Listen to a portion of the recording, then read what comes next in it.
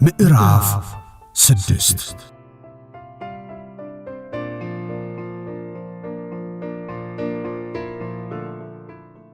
የዘር መርህ።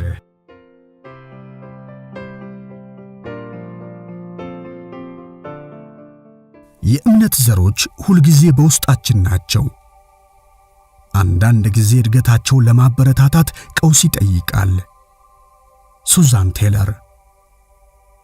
በችግር ጊዜ ወይም በማናቸውም ጊዜ የመበልጸግ ምስጢር ፍሬያማ የመሆንን ምስጢር መገንዘብ ነው።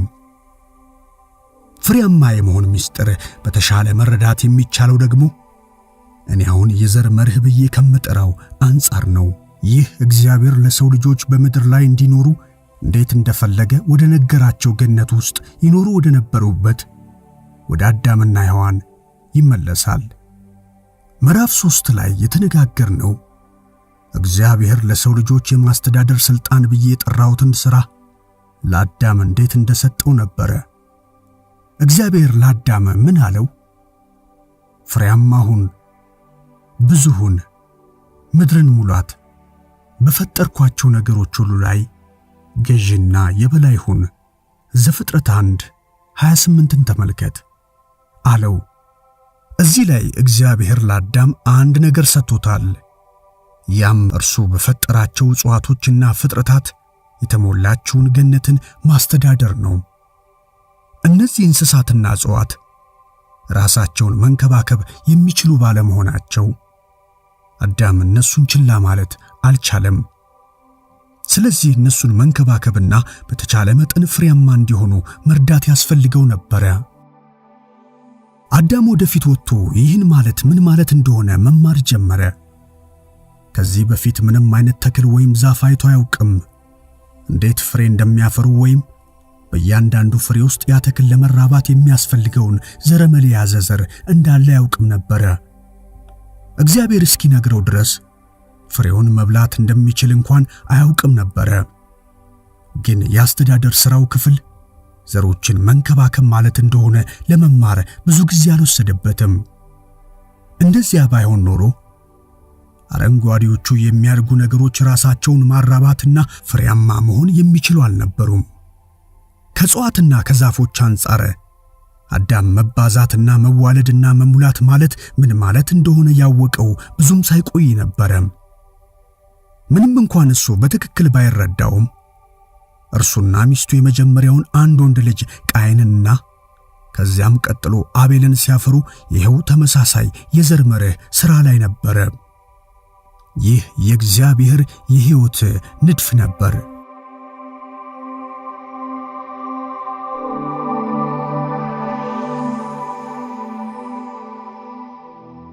ፍሬያማ ሁን። ከብዙ ትውልዶች በኋላ እግዚአብሔር ወደ አንተ ይመለከትና ቀለል አድርጎ ፍሬያማ ሁን ይልሃል። ይህን ሲል የሆነ ቦታ ሄደ ዘር እንድትፈልግ እየጠየቀ ሳይሆን ቀድሞውኑ ዘሩን ይዘዋል ብሎ ስለሚገምት ነው። ዛሬ በምድር ላይ 6.7 ቢሊዮን የዘር መያዣዎች ያሉ ሲሆን አንዱ አንተ ነህ። ወደ ምድር የመጣው ባዶህን አይደለም። እግዚአብሔር ያልሰጠውን ወይም መጀመሪያ ያላካፈለውን በጭራሽ አይጠይቅም። መጀመሪያ የሚመጣው ዘሩ ነው ወይስ ፍሬው? እግዚአብሔር ቀድሞ የሚመጣው ዘር እንደሆነ ቢያውቅም ዘሩ ፍሬ ወደሚያፈራ ተክል እንዲያድግ ስለሚጠብቅ ፍሬያማ ሁን ይልሃል። ይህንን ሲል እርሱ አስቀድሞ ዘር የሰጠ መሆኑን እያመለከተ ነው። ሕይወትህን ማባዛት የምትችልበት የሆነ ነገር እንደተሸከምክ እያመለከተህ ነው። የተሸከምከው ደግሞ ያለው በአንተ ውስጥ ነው። አሁን የምናገረው ስለ ልጆች መውለድ ብቻ ሳይሆን በዘር መልክ በውስጥ ስለተቀመጠው የወደፊት ሕይወትህ ነው። እንዲያውም የወደፊት ፍሬያማነትህ መብቀል ጀምሯል። ይሰማሃል? በእግዚአብሔር መንግሥት ውስጥ መኖር ለፍሬያማነት እድገት ከሁሉም የተሻለ አካባቢ ነው። ስለዚህ በውስጥ ያለው ዘር በትክክለኛው አካባቢ ውስጥ ከሆነ በፍጥነት ያድጋል።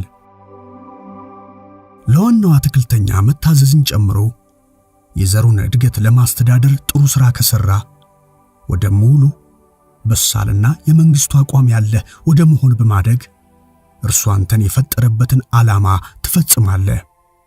ያ እውነተኛ ፍሬያማነት ነው።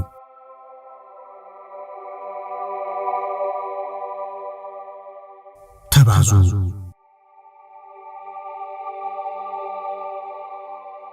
በባሃማስ ውስጥ አንድ የማንጎ ዘር ብተክል የማገኘው አንድ ማንጎ ብቻ ሳይሆን በመቶዎችና በሺዎች የሚቆጠሩ ማንጎዎችን ነው።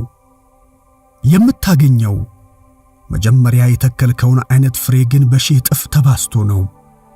ያ ዘር ብዙ ባህሪያትን የያዘ ሲሆን ከነዚህ ባህሪ ውስጥ አንዱ መባዛት ነው።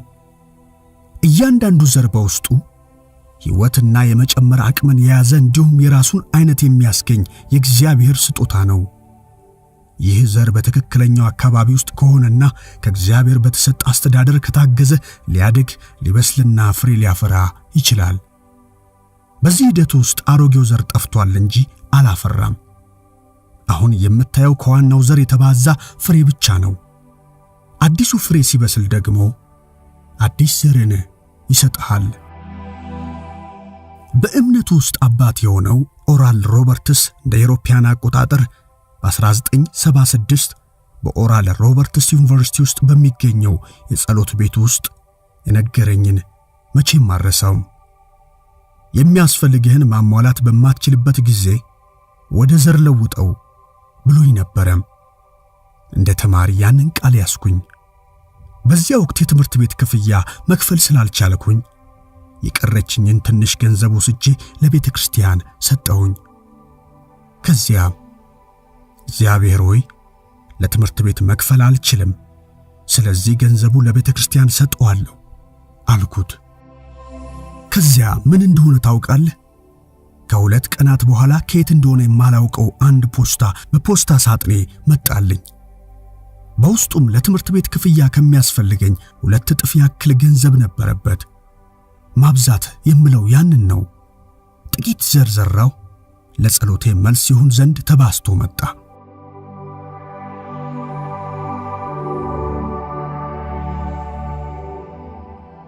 የዘር ስጦታ። በዘር መርህ አማካኝነት እግዚአብሔር ሕይወትን ያጸናል። ዘሮቹ በትክክል ከተያዙ በየወቅቱ ሁሉም ነገር ያድግና የበለጠ ፍሬ ያፈራል እንጂ ሕይወት አይጠፋም። ኢየሱስ የዕለት እንጀራችንን ዛሬ ስጠን ብለን እንድንጸልይ አስተምሮናል። ግን እንደምታውቀው እግዚአብሔር በዛፎች ላይ የሚበቅል እንጀራ የለውም። በቀጥታ ዳቦ አይሰጠንም። የሚሰጠን ዘር ነው። እርሱ የሚሰጠን ዱቄት ለመሆን በመፈጨት ሂደት ውስጥ አልፈው ዳቦ የሚሆኑ በቂ የዘር ፍሬዎችን ነው። ስለ አንድ ነገር ጸልየን የእርሱን መልስ ከጸለይንበት ጋር የማይመሳሰል ሲመስለን እግዚአብሔር ስህተት እንደማይሰራ ስለምናውቅ የሚያስፈልገንን ዘር አቅርቦልን ይሆን? እስኪባዛ ድረስ ዘሩን በትዕግስት መተማመን ያስፈልገን ሲሆን በማምረቱ ሂደት ውስጥ በችግሮች መልክ የመጣ የሆነ አይነት መፈጨት ገብቶበት ይሆን የሚሉትን ማወቅ ጥሩ ነው። ገንዘብ ለማግኘት ጸለየ፣ ሥራ ሰጠ። ጥሩ ነው። ጠንክሮ መስራትህ የማምረት ሂደት ይሆንና የጸለይከውን ገንዘብ ታጭዳለህ ማለት ነው። የጸለይከው ለመጨረሻው ውጤት ነው። ያ ለመጸለይ መጥፎ ነገር ባይሆንም ያገኘው መልስ ምርት በሚያስገኝ ዘር መልክ የመጣ በሚሆንበት ጊዜ አትደነቅ። ምናልባት እግዚአብሔር የተወሰነ ዘር እንድትዘራና እስኪያደግ ድረስ እንድትንከባከበው ሊያደርግ ይችላል። የዚያን ጊዜ ምርትህን ማግኘት ትችላለህ። ከዚያ ጋርም ተጨማሪ ዘርን የመዝራት ሐሳብ ይመጣልሃል። የመንግስቱ እውነተኛ ዜጋ እንድትሆን ጸልየህ እርሱ ግን አንተን በቅጽበት ወደ ሙሉ በሳል አማኝ ከመቀየር ይልቅ ቀውስ ልኮልሃል። ምን እየተፈጠረ ነው? አንዳንድ የመንግስቱ እውነተኛ ዜጋ የመንግስቱን ሕይወት በልግስና ለማባዛት አንጸባራቂና ጠንካራ ሆነ እንድትወጣ ስለሚፈልግ ከሰዓት መካከል አውጥቶ እርሱ ሊያነጻ ዓላማ አለው። ሁሉንም በአንድ ላይ የሚያጣምረው ይህን የመጽሐፍ ቅዱስ ቃል ተመልከት። ለዘሪ ዘርን ለመብላትም እንጀራን በብዙ የሚሰጥ እርሱ የምትዘሩትን ዘር ይሰጣችኋል፣ ያበረክትላችኋልም፣ የጽድቃችሁንም ፍሬ ያሳድጋል። በእኛ በኩል ለእግዚአብሔር የምስጋና ምክንያት የሚሆነው ልግስና ሁሉ እንድታሳዩ በሁሉ ነገር ባለጠጎች ትሆናላችሁ። ሁለተኛ ቆሮንቶስ 9:10-11። ምን ማለቱ እንደሆነ ታውቃለህ? እግዚአብሔር ዘር እንጂ ለመበላት የተዘጋጀ እንጀራ አይሰጥህም። ይህም እርሱ ጥበበኛ አባት መሆኑን የሚያሳይ ነው። ለለማኝ ዝም ብለህ እንጀራ ስትሰጥ ምን እንደሚከሰት አንተም እኔም እናውቃለን። ያ የምንሰጠው እንጀራ ለአንድ ቀን ሊጠቅመው ይችል ይሆናል። ግን ነገስ እንጀራውን በልቶ የጨርሰውና ተጨማሪ ለማግኘት ወደ ልመና ይመለሳል። ያ ለማኝ የራሱን እንጀራ ለማግኘት እንዲችል መርዳት እጅግ የተሻለ ነው። ምናልባት ትንሽ ጊዜ ሊወስድ ይችላል፣ ግን ውጤቱ እጅግ የተሻለ ነው። አንድ ዘር ብሰጥህ ያ ዘር እስካስፈለገህ ድረስ ይበዛል። እንዲሁም ምግብ ይሰጥሃል። በሌላ ሰው ሕይወት ዘር ውስጥ መሆን እንድትችልም ለጋስ መሆን ያስችልሃል። ከእግዚአብሔር ጋር የሚሰራው እንደዚህ ነው።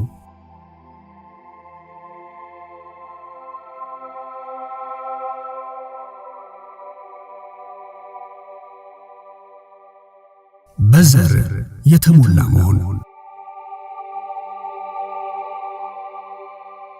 ዘር ልጅ ከማፍራት ችሎታ በላይ መሆኑን ጠቅሻለሁ። ዘር እግዚአብሔር ወደ ፈጠረልህ ዕጣ ፈንታ እንዲመራህ የተደረገ ተፈጥሯዊ አቅምህ ነው። እያንዳንዱ ሰው የሆነ አይነት ዘር አለው። ያ ዘር የአቅም የዓላማና የጥልቅ ስሜት ዘር ነው። ያ ዘር የወደፊት ሕይወትህን ይይዛል። ባለፈው ምዕራፍ ላይ እንዳልኩት በእያንዳንዱ ዘር ውስጥ ጫካ አለ። ታዲያ ያ ዘር ተራ ዘር ሆኖ እንዲቆይ አትፍቀድ። ላንተ እሱን መፈለግ መትከልና ማሳደግ አስፈላጊ ነው።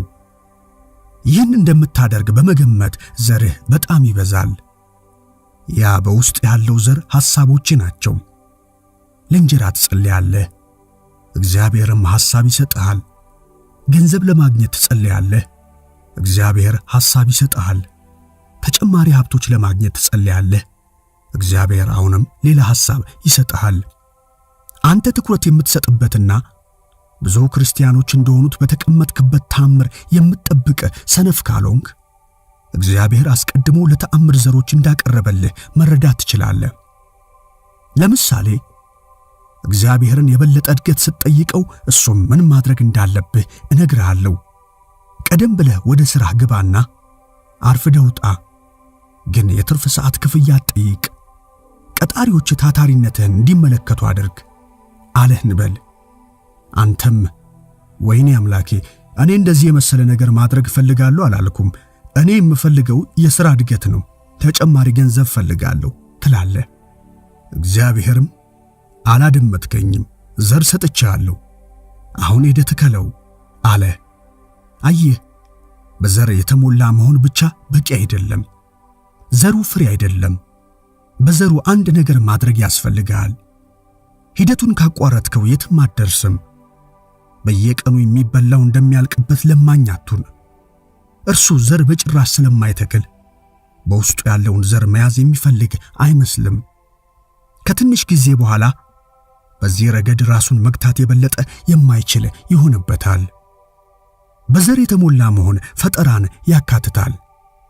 የፈጠራ ሰው መሆን አዲስ ሕይወት መፍጠር ራሱን ለማባዛት የዘር ትርጉም አካል ነው። በራስ ውስጥ የተደበቀ አዲስ ሕይወት ሊፈጠርበት የሚችል ዘሮች አሉ። ወሳኙ እርምጃ ያንን ዘር ያንን ሐሳብ መያዝና በእርሱ አንድ ነገር ማድረግ መቻል ነው። ነገር ግን አብዛኞቹ ሰዎች ያንን አያደርጉም። ለፈጠራ ምርጥ ከሆኑት አካባቢዎች አንዱ የችግር አካባቢ እንደሆነ እነግርሃለሁ። ለመለወጥ የምትነሳሳው በችግር ወቅት ነው። በጸሎት ወደ እግዚአብሔር የምትጮኸውና እርሱ ለነገረ ነገር ትኩረት የምትሰጠውም ያን ጊዜ ነው። ራስህን በችግር ጊዜ ውስጥ ስታገኘው ፍሬያማነትህ አደጋ ላይ እንደሆነ አታስብ። ለአደጋ ተጋላጭ ከመሆን ይልቅ እንዲያውም ፍሬያማነትህ ሊጨምር እንደሆነ አስበው። በችግር ጊዜ ጥሩ ሐሳቦች ለማግኘት ጠንከር ብለህ ትመለከታለህ። ተፈጥሯዊ ተሰጥኦን ታሰላስላለህ። እንዲሁም ትንሽ ጠንከር ብለህና ትንሽ ረዘም ላለ ጊዜ ለመስራት ፈቃደኛ ትሆናለህ። ከማይመች ቀውስ ውስጥ ለመውጣት ስለምትነሳሳ ሰነፍ የመሆን አዝማሚያ አይኖርህም። የምታጣው ነገር አነስተኛ ስለሚሆን አደጋን መጋፈጥም ከቶ አትፈራም። ስለሆነም የችግርን ዋጋ አቅልለህ አትመለከትም። ምድር መልክ ባልነበራትና ባዶ በነበረች ጊዜ ፈጣሪ የነበረውን አባትህን ምሰል። የዚያን ጊዜ ዘሮች ተክሎ ነበረ። ዛሬም እንደኔ እናንተ ባሉ ሰዎች በኩል ያንን እያደረገ ነው። በእርሱ ትእዛዝ እኛም ትርምስ ወይም ምስቅልቅልን ወስደን ወደ በረከት፣ እጥረትን ወስደን ወደ ብዙ መለወጥ እንችላለን።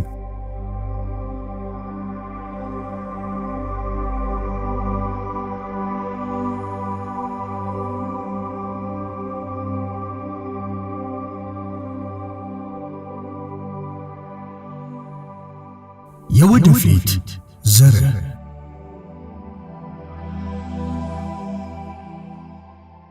ለሕይወት ቁልፍ ነገር የዘር ስጦታን መፈለግ፣ ማዳበርና ማገልገል ነው። ሰዎች ካንተ ፍሬ መብላት እንዲችሉ ስለምፈልግ ይህን እንድታደርግ ልረዳ እፈልጋለሁ። አንዳንድ ሰዎች አንተ የምትሰጠውን ፍሬ ለማግኘት ይከፍላሉ። አንተ መስጠት ያለብህን ይፈልጋሉ።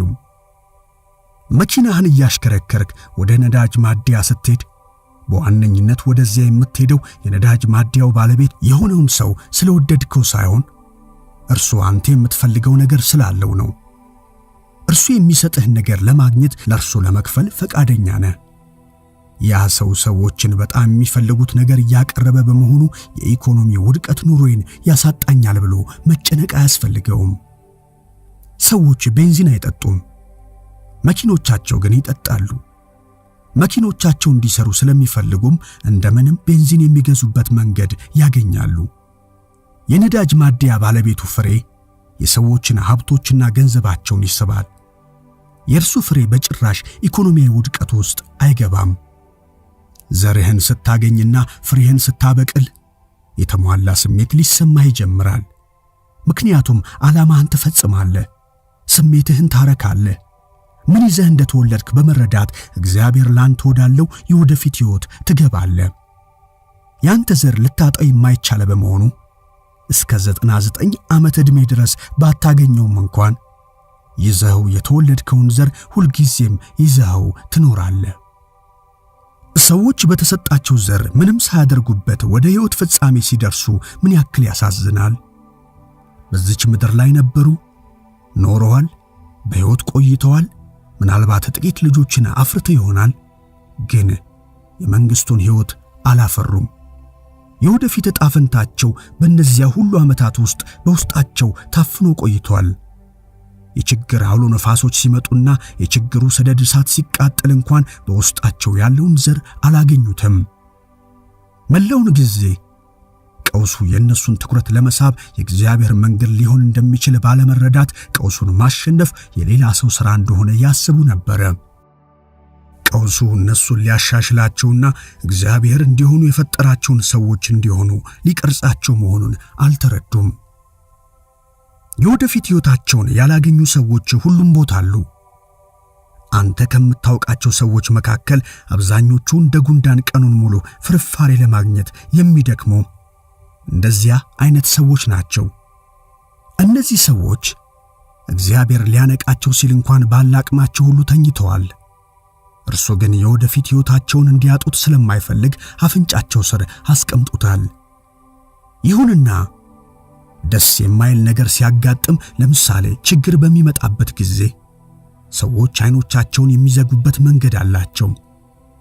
አስቸኳይ ሁኔታዎችን ማለፍ እንዲሁም በልባቸውና በአይምሮአቸው ውስጥ አሁንም በዘር መልክ ያሉ አዳዲስና የፈጠራ ሐሳቦችን ማግኘት አይችሉም። በነገራችን ላይ የትምህርት ሥርዓታችንና አስቸጋሪ ሥራዎቻችን እግዚአብሔር እንድንሠራ የፈጠረን ነገሮች እንዳናውቅ በመቅበር ጠንካራ ፍራሽ ሚና ይጫወታሉ ብዬ አምናለሁ። የተማርነው ፍላጎቶቻችንን ሳይሆን በተለይ እጅግ አድካሚ የሆነ መንገድ እንድንከተል ነው። በትምህርታችንና በሙያችን ውስጥ አብዛኞቹ ምርጫዎቻችን የሚያተኩሩት ለኛ ጥሩ በሆኑት በሌላ ሰው ሐሳብ ዙሪያ ነው። የምንመርጠው ሙያም ከግል ደስታችን ይልቅ በገንዘብ ፍላጎቶች ላይ የተመሰረተ ነው። ይህን የምናውቀውም ሁሉም ነገር ከወደቀና ያለምንም እርካታ ከቀረን በኋላ ይሆናል።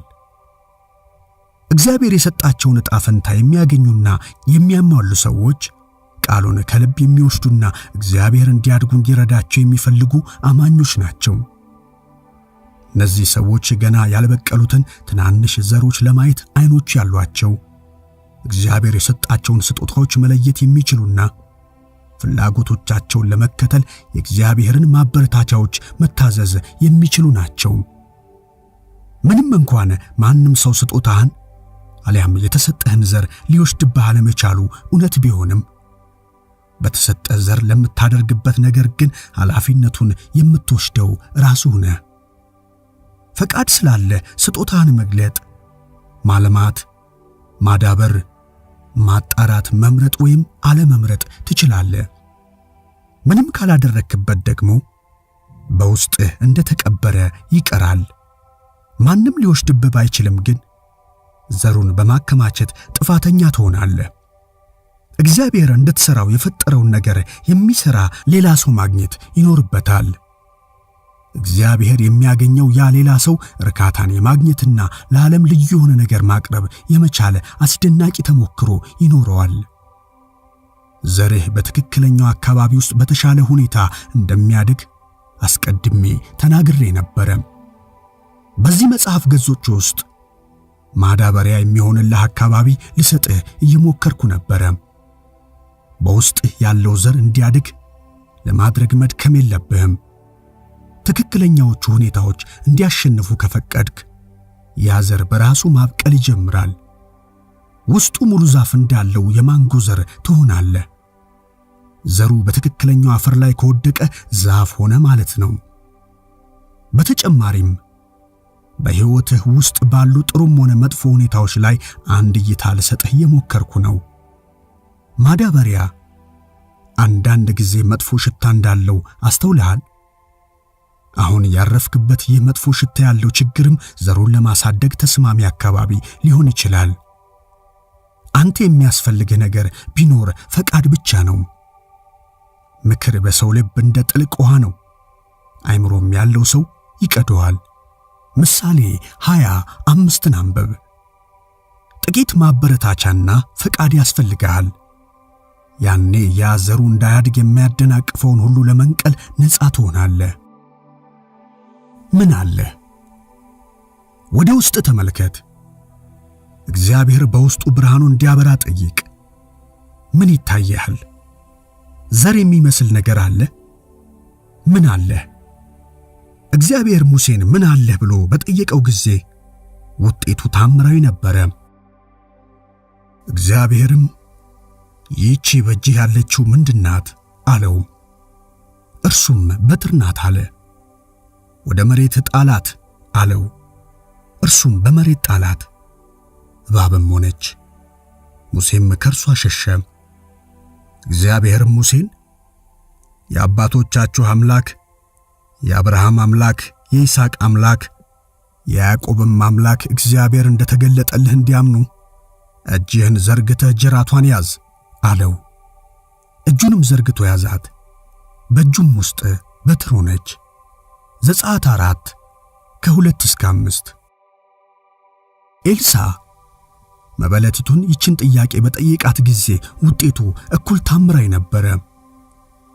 ከነቢያትም ወገን ሚስቶች አንዲት ሴት ባሌ ባሪያ ሞቷል፣ ባሪያህም እግዚአብሔርን ይፈራ እንደነበር ታውቃለህ፣ ባለዳ ልጆቼን ባሪያዎች አድርጎ ሊወስዳቸው መጥቷል ብላ ወደ ኤልሳ ጮኸች። ኤልሳም አደርግልሽ ዘንድ ምን ትሻለሽ? በቤትሽ ያለውን ንገሪኝ አላት። እርሷም ለእኔ ለባሪያ ከዘይት ማሰሮ በቀር በቤቴ አንዳች የለኝም አለች። እርሱም ሄደሽ ከጎረቤቶችሽ ሁሉ ከሜዳ ባዶ ማድጊያዎችን ተዋሺ፣ አታሳንሻቸውም አላት።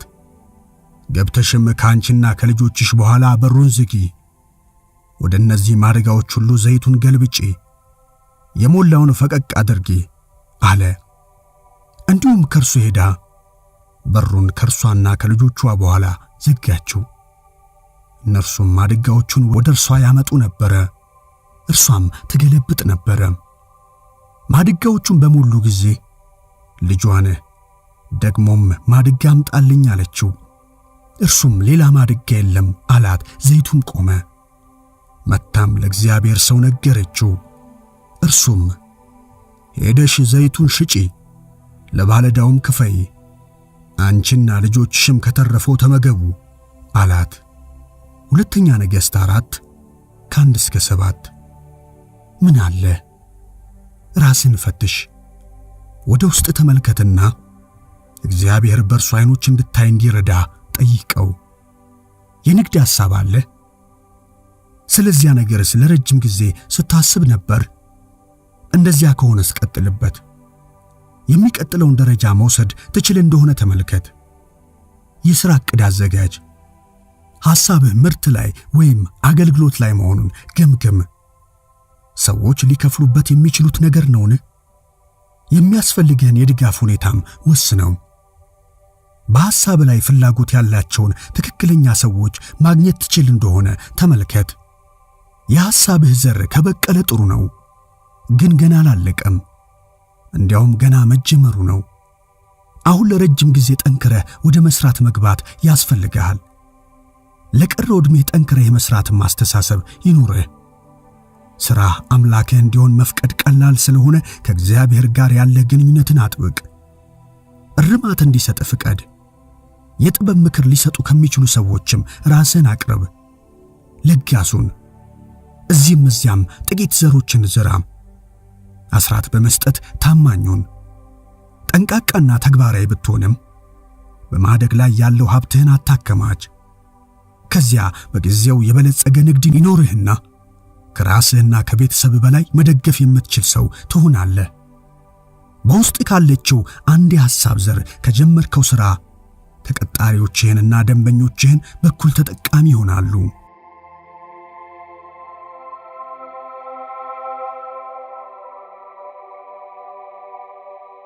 ከዓይኖቼ ባሻገር ተመልከት።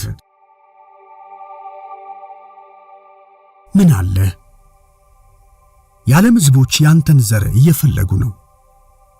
የሚፈልጉት ግን በፍሬ መልክ ነው። ወደ ማንጎ ዛፍ የምትሄደው የማንጎ ፍሬ እንጂ የማንጎ ዘር ለመብላት አይደለም። ከአንድ ትንሽ ዘር በቂ ንጥረ ነገሮችን ማግኘት ስለማይቻል ዘር ለምግብነት ዋጋ የሌለው ነው። አንዲት ትንሽ ዘር ለወፍ እንኳን ምግብ መሆን አትችልም። ብዙዎቻችን ግን እንደዚህ ነን። ምድር ላይ አለን። ጥሪ ሲመጣ እዚህ ነኝ አለው እንልና ከዚያ ወደ ወንበሮቻችን ተመልሰን እንሰጥምና ሌላ ሰው አንድ ነገር እስኪያደርግ እንጠብቃለን። እያንዳንዳችን ፍሬ ማፍራት አለብን። የመጀመሪያውን ፍሬ ማፍራት አለብህ። ወንድ ብትሆንም እንኳን ጽንስ ሊኖርህ የግድ ነው። የተወለድከው በምድር ላይ ያለውን ችግር ለመፍታት ስለሆነ መፍትሄ መሆን ይኖርብሃል።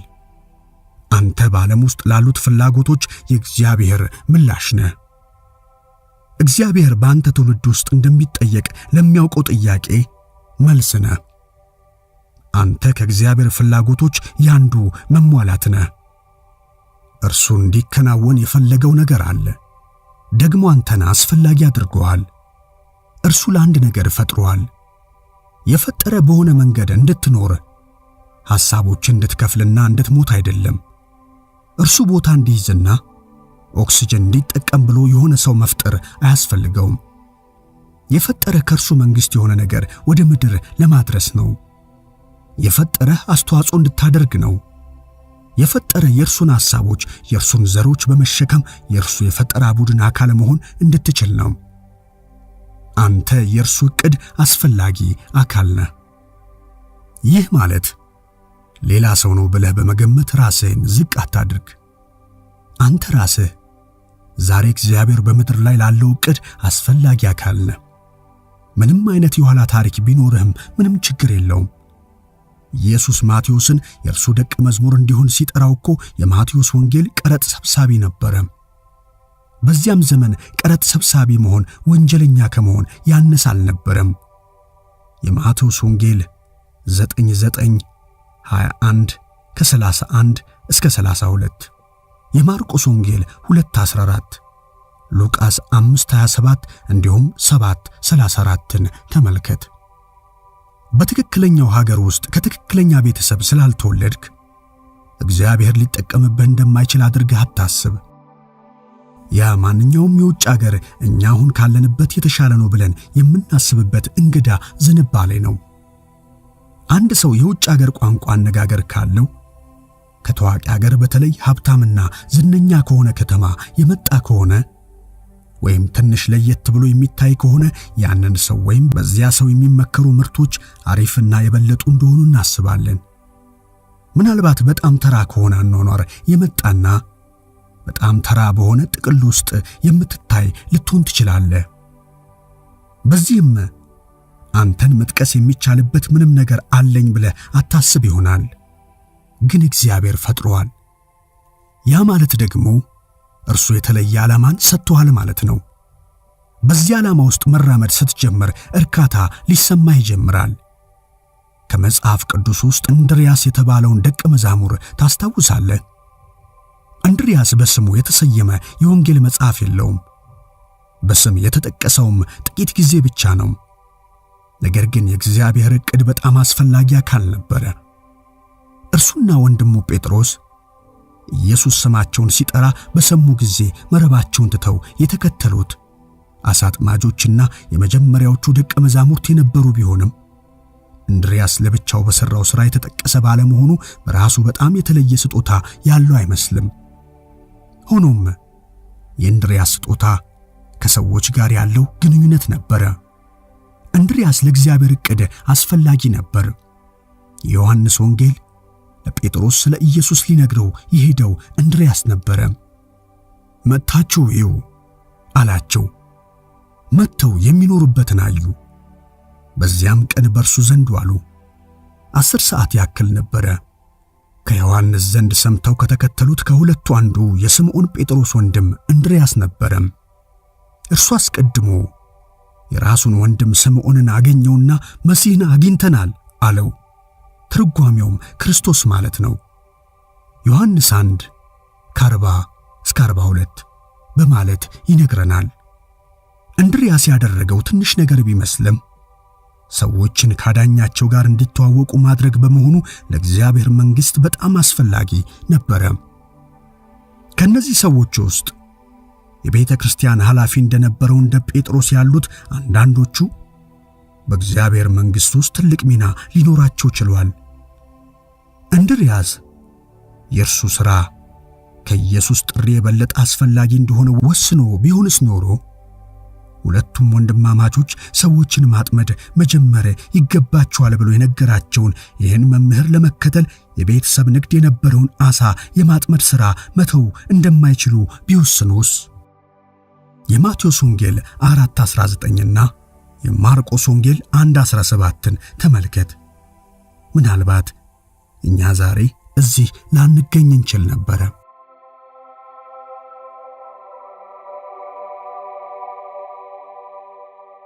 ያለህን ውሰድና እግዚአብሔር እንዲያበዛው አድርግ። ደቀ መዛሙርቱ ከ5,000 በላይ የሚሆኑ ሰዎችን የመመገብ ትልቅ ችግር በገጠማቸው ጊዜ ኢየሱስ ሰዎችን ለመመገብ በእጃቸው ምን እንዳለ ጠይቋቸው ነበረ። የነበራቸው ነገር ብዙ አይመስልም። በእርግጥም በተራበች ከተማ ውስጥ እንዳለ አንድ እፍኝ ዘሮች ያክል በቂ አልነበረም። ቀኑን ሙሉ በጠራራ ፀሐይ ኢየሱስን ያዳምጡ የነበሩ ሰዎች በረሃብ ደክመው ነበረ። በመሸም ጊዜ ደቀ መዛሙርቱ ወደ እርሱ ቀረቡ። ቦታው ምድረ በዳ ነው። አሁንም ሰዓቱ አልፏል። ወደ መንደሮች ሄደው ለራሳቸው ምግብ እንዲገዙ ሕዝቡን አሰናብታሉት። ኢየሱስም እናንተ የሚበሉትን ስጧቸው እንጂ ሊሄዱ አያስፈልግም አላቸው። እነርሱም ከ5 እንጀራና ከ2 ዓሣ በቀር በዚህ የለንም አሉት። እርሱም እነዚያን ወደዚህ አምጡልኝ አላቸው። ሕዝቡን በሳር ላይ እንዲቀመጥ አዘዘ።